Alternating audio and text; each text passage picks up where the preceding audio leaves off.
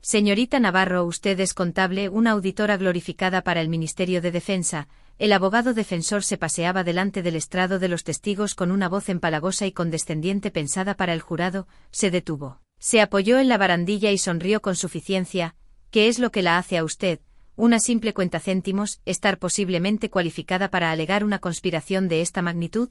La sala del tribunal estaba en un silencio sepulcral. Me incliné hacia él. Micrófono con mi propia voz plana, fría y precisa. Tiene razón, soy auditora y mi trabajo es encontrar lo que la gente intenta ocultar y fracasa en el intento. Dejé que eso quedara en el aire un instante. Su cliente tuvo una discrepancia de 1,2 millones de euros, pero cometió un error, la escondió dentro de un ser humano. 3 meses antes, toda esa escena habría sido inimaginable. Yo estaba en mi elemento profesional dirigiendo una inspección de cumplimiento rutinaria, un mundo de hojas de cálculo y registros de seguridad. Me llamo Ana Navarro. En el entorno estéril y de alto riesgo de la oficina del Interventor General del Ministerio de Defensa soy investigadora superior.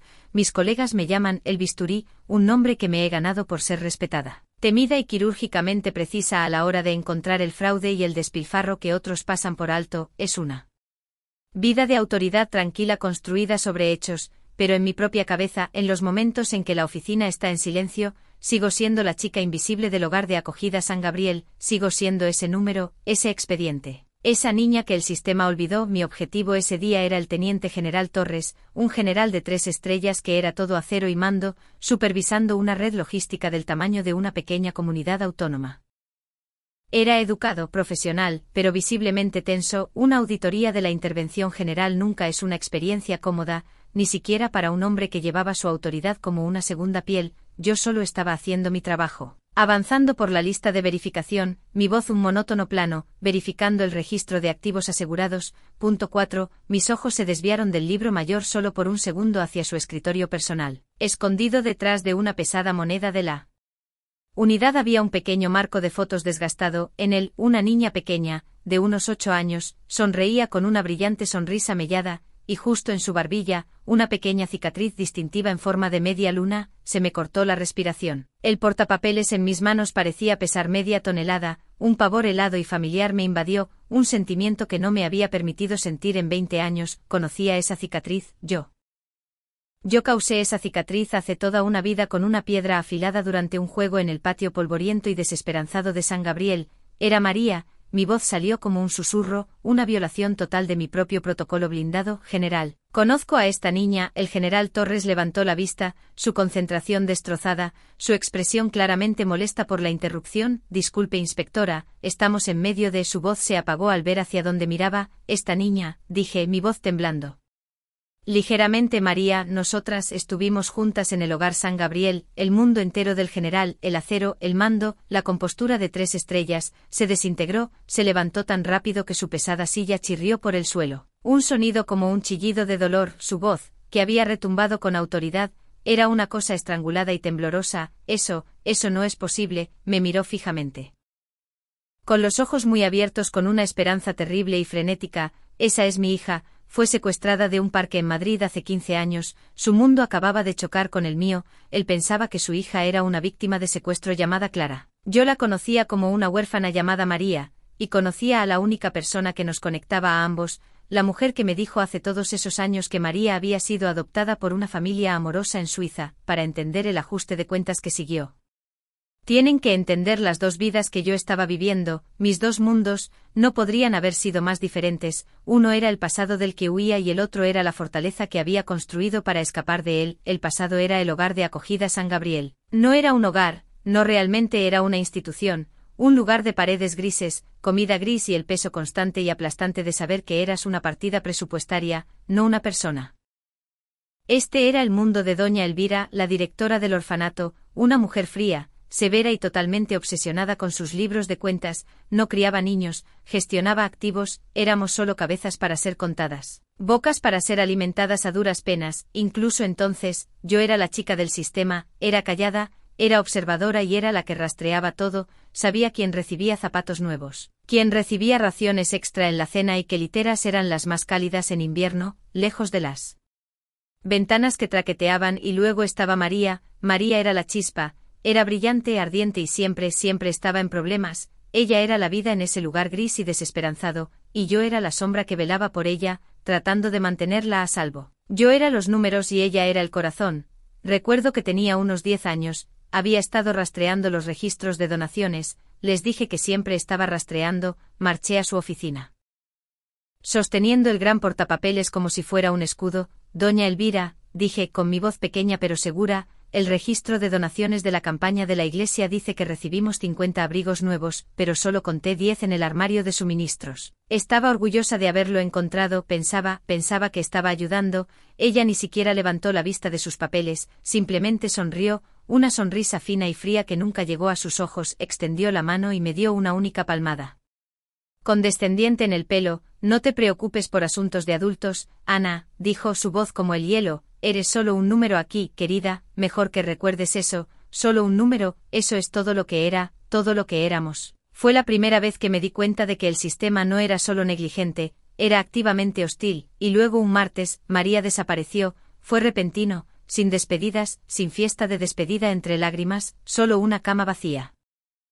Las sábanas ya quitadas y dobladas, cuando pregunté me dijeron, no doña Elvira, sino una ayudante más joven que parecía aterrorizada, que María había sido adoptada por una familia amorosa en Suiza. Me dijeron en términos inequívocos que no debía hablar de ello, pero se sentía mal, se sentía como otra entrada en un libro mayor que no se me permitía ver, ese sentimiento, esa frialdad incorrecta es lo que me impulsó, es lo que construyó a la otra Ana. La investigadora Navarro, mi mundo ahora es el polo opuesto de San Gabriel, es un mundo de despachos estériles, de responsabilidad inmensa y tranquila, y de hechos inexpugnables. Aquí, mi obsesión con el rastreo no es un hábito infantil, es un arma del Estado, mi equipo me respeta. No hay palmadas condescendientes en la cabeza, solo resultados. Justo el mes pasado, mi jefe me había llamado, Navarro, dijo con la voz llena de respeto genuino, su auditoría del proyecto Quimera fue quirúrgica.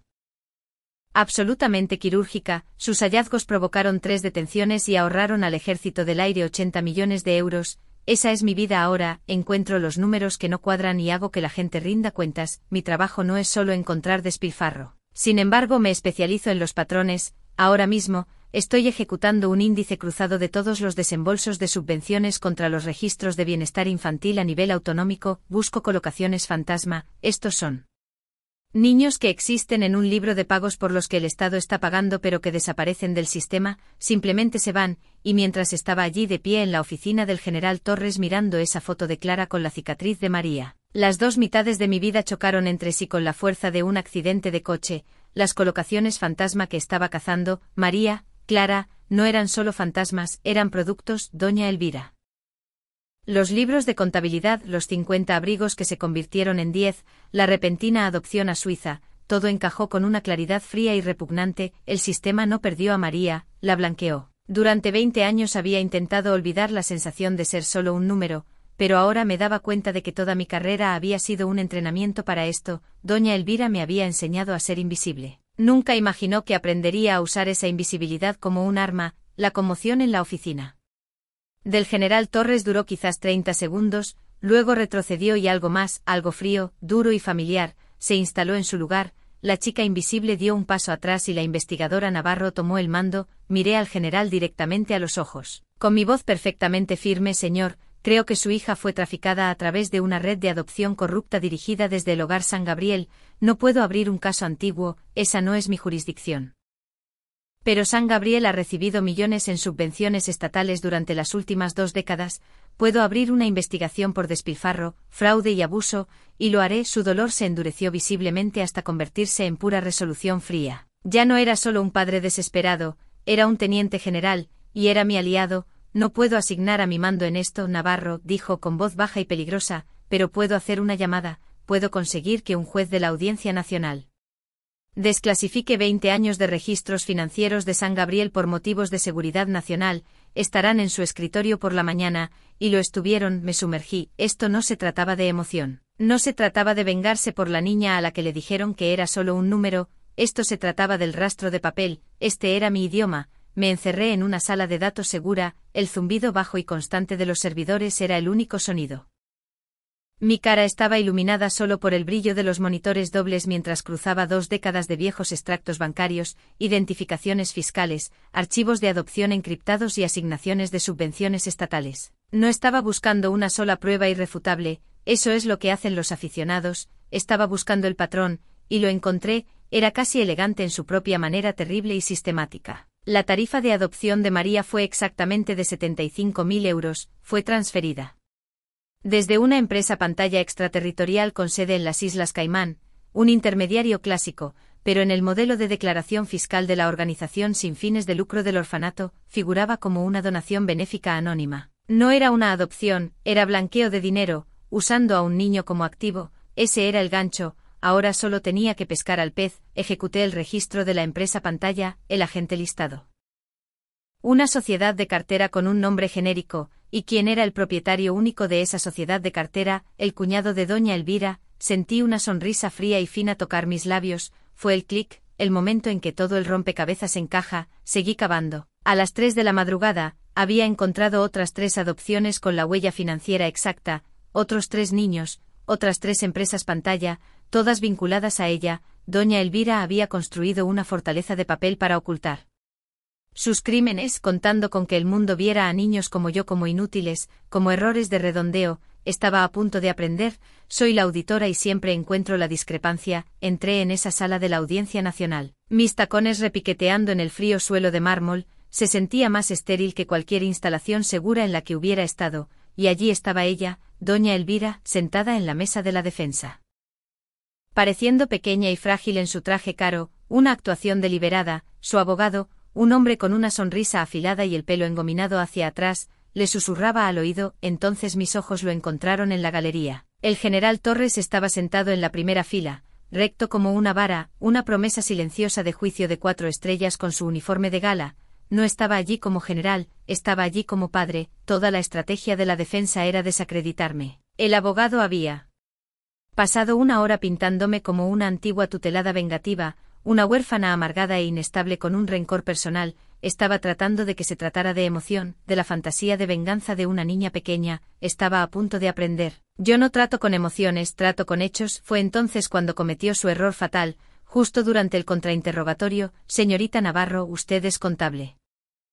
Una auditora glorificada para el ministerio, se burló ante el jurado, se inclinó, su voz goteando con descendencia. ¿Qué es lo que la hace a usted, una simple cuentacéntimos, estar posiblemente cualificada para alegar una conspiración de esta magnitud?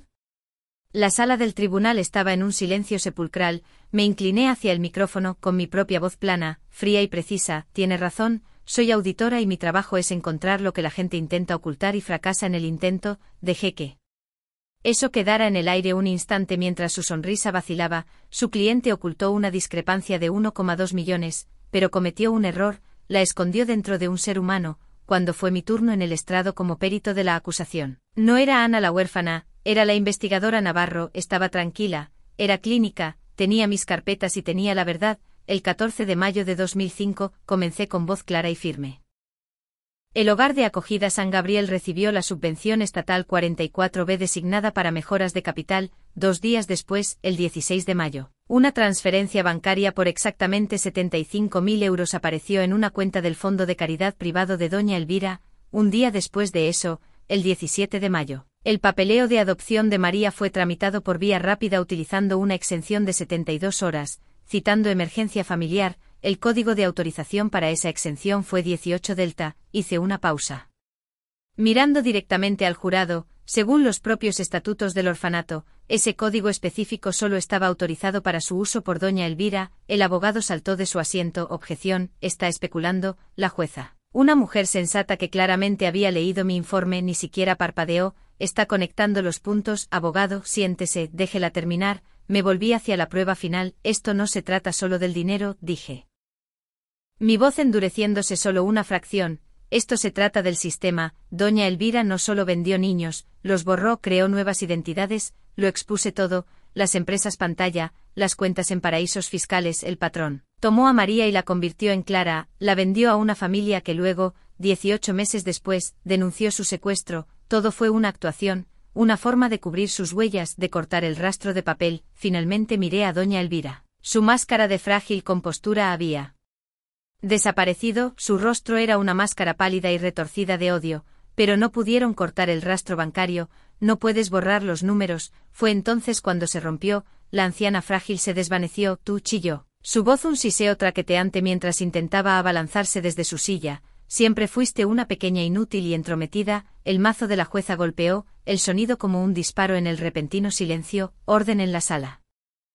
Aparté la mirada de ella, mi trabajo hecho, mi mirada encontró al general Torres, sus ojos estaban cerrados con fuerza, su rostro rígido mientras una sola lágrima silenciosa rodaba por su mejilla, el rastro de papel era irrefutable, en ese momento. Ella no era una niña, y yo no era una auditora, yo era un testigo, y mi testimonio era el recibo de una vida robada. El veredicto llegó en menos de 3 horas, culpable de los 12 cargos, fraude electrónico, blanqueo de capitales, trata de personas. Las palabras resonaron en la sala de techos altos, cada una un golpe de martillo, una entrada definitiva final en un libro de contabilidad que había estado esperando toda mi vida para cerrar. Observé con mi rostro impasible mientras estallaba el tumulto mediático. Doña Elvira ya no parecía frágil, simplemente parecía pequeña, derrotada, la máscara había desaparecido y debajo solo había una anciana amargada. Vi cómo le ponían las esposas.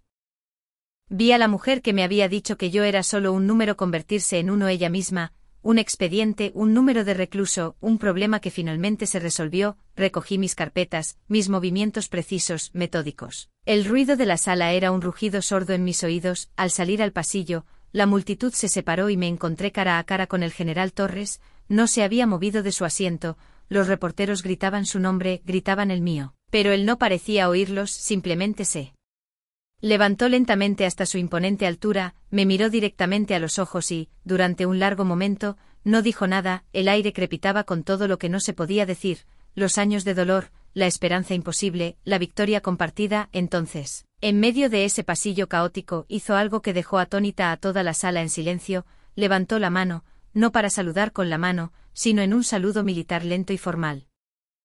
No era un gesto de un general a un auditor, era de un ser humano a otro, una señal del respeto más profundo y profundo imaginable. Sentí que toda una vida de ser invisible simplemente se evaporaba, después de un instante con la garganta apretada. Le di un solo asentimiento seco recibido, bajó la mano, sus ojos aún fijos en los míos, su voz, cuando finalmente llegó, era áspera, apenas un susurro. Hizo la única pregunta que importaba, la que había estado flotando en el aire desde ese primer día en su oficina. Mi hija, soltó con voz ahogada, Clara, está. No necesité que terminara, había estado esperando esto. Metí la mano en mi maletín y saqué un único archivo sellado, se sentía más pesado que todas mis carpetas juntas, se lo entregué. Su nombre es María, dije, mi voz suave pero clara, es mayor de edad, está a salvo, los padres adoptivos que la compraron también están bajo custodia. Un agente judicial está con ella ahora mismo en una casa de seguridad en los Pirineos. Agarró el archivo como un salvavidas, con los nudillos blancos, lo miré sosteniendo su mirada, asegurándome de que me escuchara. Ella sabe que usted la está buscando. Señor, hice una pausa, tiene miedo pero está lista. Un año después, estaba mirando por la ventana de mi nueva oficina, era más grande en un piso más alto, la vista era amplia, la pequeña placa plateada en mi puerta ya no decía investigadora, decía jefa de sección Navarro, División de Delitos Económicos. Me había ganado esto. Lo había construido no con apretones de manos sino con hechos. Mi enfoque ya no estaba solo en el despilfarro. Mi proyecto Atlas era una nueva iniciativa para usar la minería de datos para predecir e interceptar redes de tráfico antes de que pudieran crear otra María, otra familia rota. Mi verdadera familia era el equipo que había construido. Mi analista principal llamó y entró sin esperar. Jefa, dijo, dejando caer un archivo en mi escritorio, su voz llena del respeto casual y ganado que había llegado a apreciar. La auditoría del proyecto Atlas está lista para su revisión. Ya hemos encontrado las discrepancias que predijo. Me volví desde la ventana, con una pequeña sonrisa de satisfacción en mi rostro. Bien, dije, pongámonos a trabajar. Mientras mi equipo entraba, mis ojos se desviaron hacia mi propio escritorio. Escondida detrás de mi moneda de la unidad del ministerio había una foto nueva, no estaba desgastada como la del general, era nueva, impresa el mes pasado, era de una simple barbacoa en el jardín, el tipo de cosas que nunca tuve de niña. En ella, el general Torres, con aspecto incómodo e increíblemente feliz con un polo, tenía el brazo alrededor de una mujer joven, María. Ella sonreía, un poco tímida, un poco vacilante, pero sus ojos brillaban. Y yo estaba de pie junto a ellos sosteniendo una espátula. No era un final de cuento perfecto, no era un cuento de hadas, era algo más real. Era un comienzo reparador, un trabajo en progreso. Miré la foto por un momento, luego me volví hacia mi equipo. De vuelta a los números en mi pantalla, doña Elvira me enseñó que yo era solo un número en un libro de contabilidad. Olvidó que en las manos adecuadas, un número puede convertirse en una voz, un testigo y un arma. A veces las auditorías más importantes no se tratan del dinero, se tratan de la justicia.